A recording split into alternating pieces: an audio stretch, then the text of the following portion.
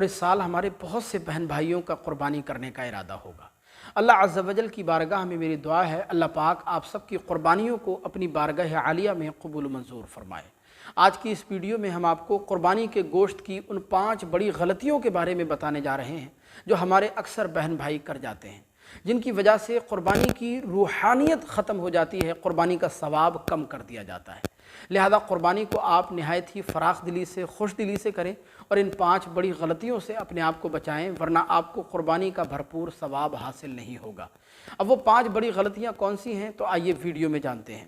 تو نمبر 1، قربانی کا گوشت تقسیم کرتے وقت پسند ناپسند کا معیار بنانا۔ اکثر گھروں میں اچھا گوشت اپنے عزیز و اقارب میں، رشتہ داروں میں، دوستوں احباب میں بانٹ دیا جاتا ہے، اور ہڈی والا، چربی والا گوشت کا بچا کچا حصہ وہ غریبوں میں تقسیم کر دیا جاتا ہے۔ حالانکہ ایسا بالکل نہیں کرنا چاہیے۔ ایسا کرنا یہ قربانی کے نیت کے خلاف بھی ہے اور نہایت ہی غیر اخلاقی طریقہ ہے۔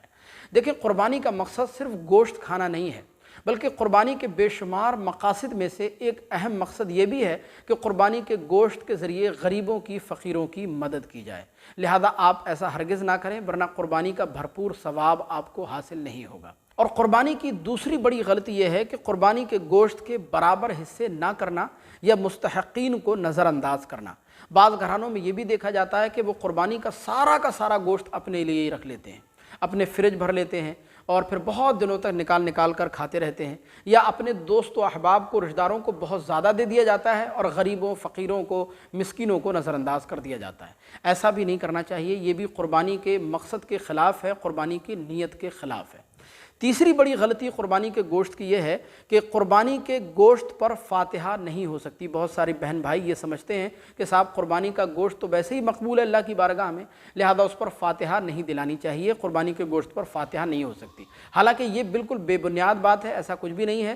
قربانی کے گوشت پر بھی آپ فاتحہ پڑھ سکتے ہیں اور اس کا ایصال ثواب اپنے جو عزیز و اقارب جو دنیا سے رخصت ہو چکے ہیں ان کی ارواح کو پہنچا سکتے ہیں اور اپنی جو جائز مقاصد ہیں ان کے بارے میں دعا کر سکتے ہیں۔ لہذا قربانی کے گوشت پر بلا شبہ فاتحہ پڑھی جا سکتی ہے۔ تیسری بڑی غلطی یہ ہے، بہت ساری عورتیں، بہت سارے بہن بھائی یہ سمجھتے ہیں کہ پیریڈ والی عورت جو حیض و نفاس کی حالت میں ہو، حیض و نفاس والی عورت قربانی کا گوشت نہیں بنا سکتی۔ یہ بھی ایک بے بنیاد بات ہے اور اس کا مذہب اسلام سے کوئی لینا دینا نہیں ہے۔ پیریڈ والی عورت، چاہے وہ پیریڈ کی حالت میں ہو یا نفاس کی حالت میں ہو، ناپاکی کی حالت میں، ناپاک عورت بلا شبہ قربانی کا گوشت پکا سکتی ہے، قربانی کا کھانا بنا سکتی ہے۔ قربانی کی نیاز و فاتحہ کا کھانا پکانے میں اس کے لیے شرعاً کوئی قباحت نہیں ہے۔ اور قربانی کے گوشت کی 5ویں بڑی غلطی یہ ہے کہ ہماری بہت ساری وہ ناپاک بہنیں جو پیریڈ کی حالت میں ہوتی ہیں، حیض و نفاس کی حالت میں، جن کو مینسس ہو رہے ہوتے ہیں، وہ یہ سمجھتی ہیں کہ ناپاکی کی حالت میں ناپاک عورتیں قربانی کا گوشت نہیں کھا سکتی۔